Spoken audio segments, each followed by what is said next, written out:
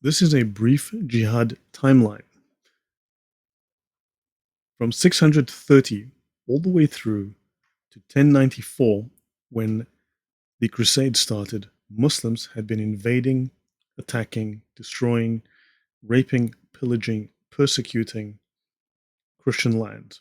In 638, Muslim Crusaders conquer and annex Jerusalem. This is apparently 6 years after the death of Muhammad. They take Jerusalem from the Byzantines. This is important that it happens after the death of Muhammad. Let's see why.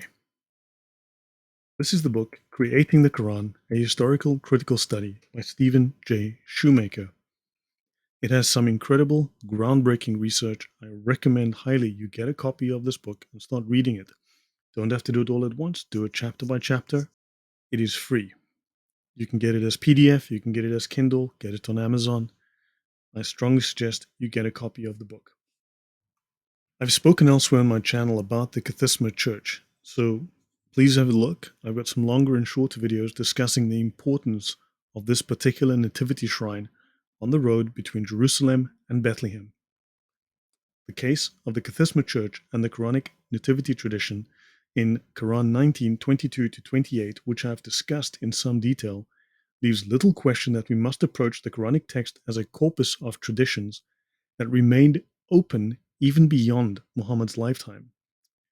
The Quran was continuing to absorb Jewish and Christian traditions in the decades after the believers conquered and occupied the Near East.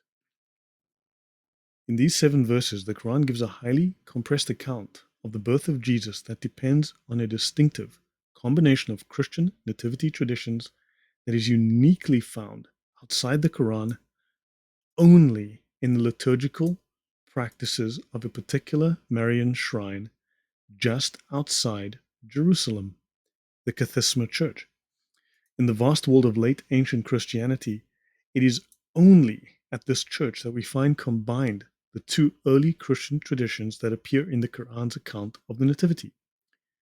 Christ's birth in a remote location rather than in Bethlehem, and Mary's refreshment by a miraculous palm tree and spring.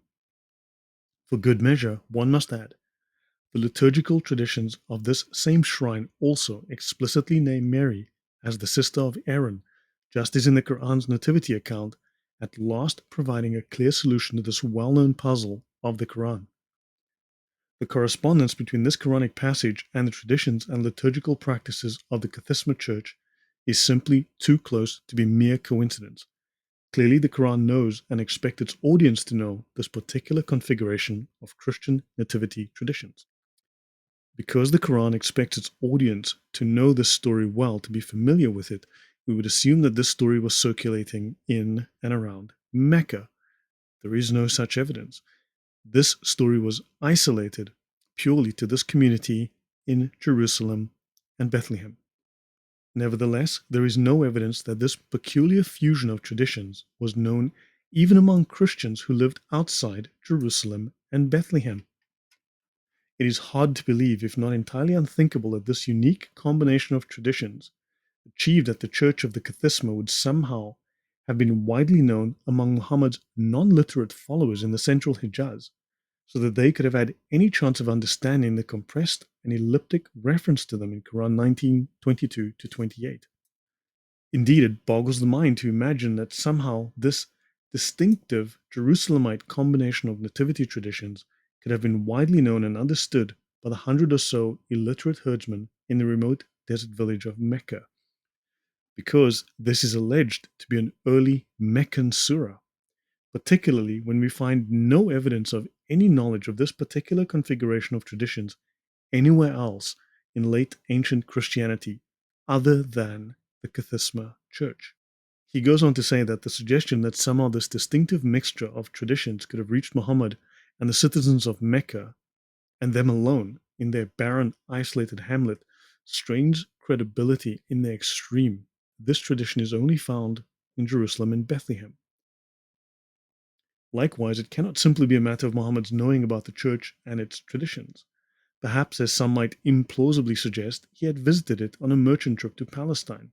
This is not entirely out of the question, but it seems highly unlikely. But as these traditions are presented in the Quran, there's a clear expectation that they are already well known to the audience. Otherwise, the passage is not really comprehensible at all. Should we assume then, as was suggested, that Muhammad taught his early followers, in addition to the traditions of the Quran, a kind of ongoing religions of Abraham 101 class, in which he instilled the Meccans and the Medinans with the extensive knowledge of Jewish and Christian traditions, including this one in particular, so that they could understand his revelations? This is highly unlikely, if not entirely preposterous. The easiest and most probable explanation is that the traditions of the Kathisma inspired the Quran's nativity traditions, which were added to the corpus only after Muhammad's followers took control of the Holy Land. The fact that the early believers turned this Christian shrine into a mosque with decorations referencing the Quranic nativity story soon after their conquest, and also modeled the Dome of the Rock after it, seems to verify the connection between this shrine and the Quran.